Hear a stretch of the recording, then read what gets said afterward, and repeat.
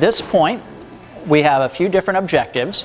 One is that we are going to, in just a moment, shut off her inhalant anesthetic and allow her to breathe pure oxygen for 5 minutes. And the isoflurane gas, your inhalant anesthetic, is very freely and easily cleared through your lungs with each breath of fresh air that you take. So by breathing that pure oxygen, it will flow out through, it will come out through her lungs, and she will become more and more awake, more and more light as it continues. We are also going to be continuing to watch her vital signs, and we should see a general trend of them increasing as she starts to become lighter and more awake. And we are going to be watching for as she starts to swallow.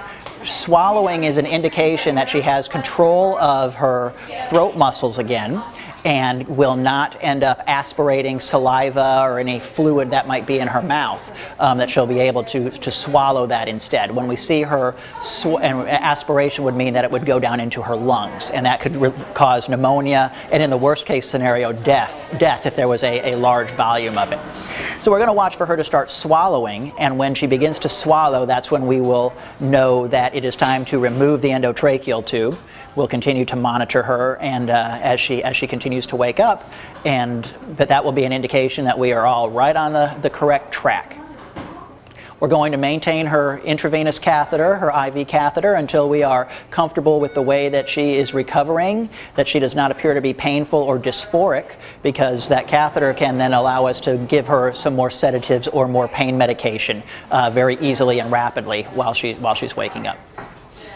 You can see she's already starting to take some big deep breaths. And you can see how her snout and her lips are twitching with each breath. So she is starting to become aware that there are things going on around her and that there is stuff attached to her that doesn't belong.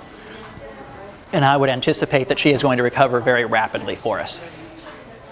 As she's recovering, they're going to clean her abdomen and get some of the blood off of her abdomen. You can see they placed blankets on her to help her warm up. While you are anesthetized, you're very vasodilated, your blood vessels are very big, and that means that you lose a lot of body heat. Your body loses its ability to regulate its own body heat. And so these animals can wake up very cold after surgery. So that's one of the things that we're going to monitor, is see how her temperature is and make sure that we try to keep her as warm as we can.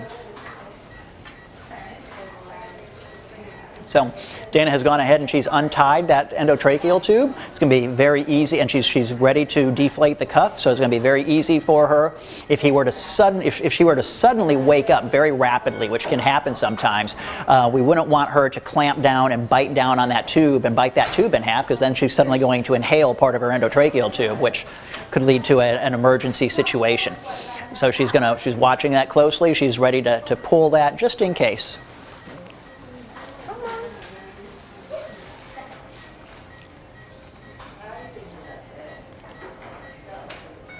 As she's waking up, we can see that our other patient has already recovered from surgery and he's very comfortable.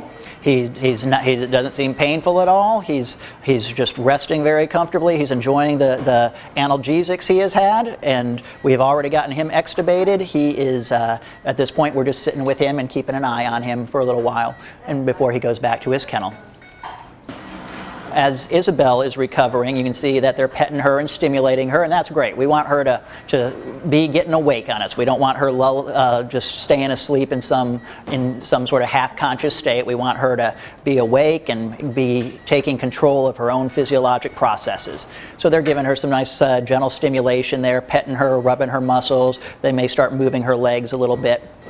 You can see now it's been 5 minutes that she's been breathing pure oxygen. So now we disconnect our anesthesia machine. We're going to continue to monitor our pulse oximeter and her oxygenation so that we can make sure that she is still oxygenating well at room air, at 21% oxygen versus 100% oxygen.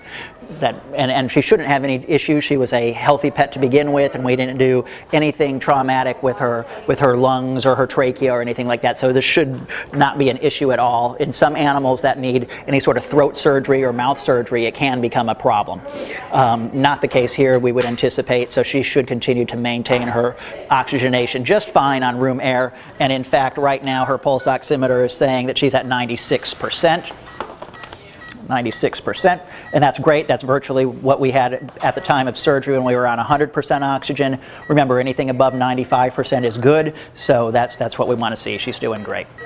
And here you can see that Dana is testing her palpebral response, which is where she touches the corner of her eye to see if she is awake enough to know that something is irritating, bothering her eye, and she'll start to blink her eye a little bit. And there we go. She's got a nice palpebral. Now, if you look at her eyeball, you can still see that it's rotated. It's rotated centrally and ventrally, so she's like looking down almost at her nose right now. And that is very common in dogs that are at a good surgical plane of anesthesia. As she continues to wake up, we should be, if we watch that eyeball, we should be able to see it roll back into a normal position so that she would actually be able to see what's going on. She also is very relaxed. You can see her third eyelid, which is a protective eyelid that dogs and cats have, and some other animals as well, is relaxed and extended. So just a nature shield to help keep their eyes protected. Prior to any sort of elective surgery, we'd like our patients to be fasted, and that means that we'd like them to go about 12 hours without food. We used to say to hold them off water as well. We don't say that anymore. They can have water up to the time of surgery, but they do need to be held off of food. And the reason for that is that a lot of once that animal is relaxed and under anesthesia, the sphincter that closes off your stomach relaxes, and those animals can regurgitate that food that could be in their stomach up into their mouth and then right back down into their lungs, and we could have an emergency situation or end up with what is called aspiration pneumonia. So prior to surgery, we fast these animals. We like them to have been in a relatively stress-free environment and come in the morning relaxed and ready to go and hungry. After about 15 minutes or so, we're going to take Isabel, we're going to turn her over onto her other side, and sometimes that's a little stimulation that they need to continue to wake up. Heart rate's coming up. Mm-hmm. Yep, her heart rate is up to 175. It's that same level that it was preoperatively when she was very excited, so that's heading into an upward trend that we would expect as we recovered from anesthesia.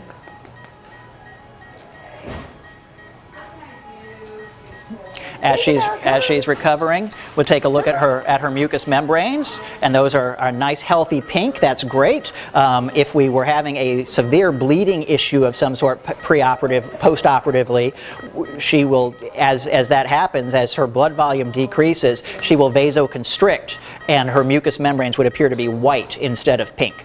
So these are nice healthy pink. I push on them, they blanch and rapidly turn pink again. That's great. That's all a positive sign. And do that there on her gum as well. Nope, and I can hear her starting to huff kind of loudly, so she's getting close.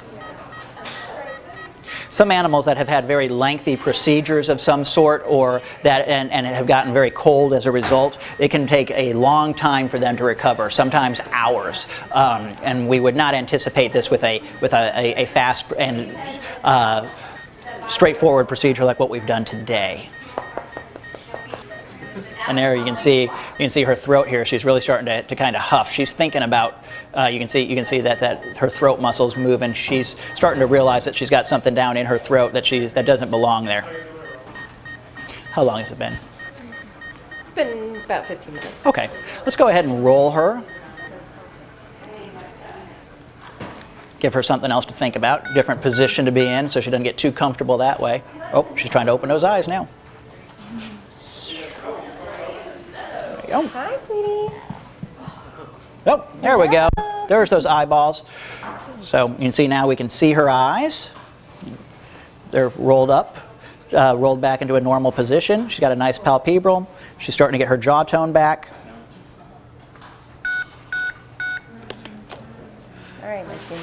we're going to want her to give us a couple of good swallows then, and we'll pull that endotracheal tube.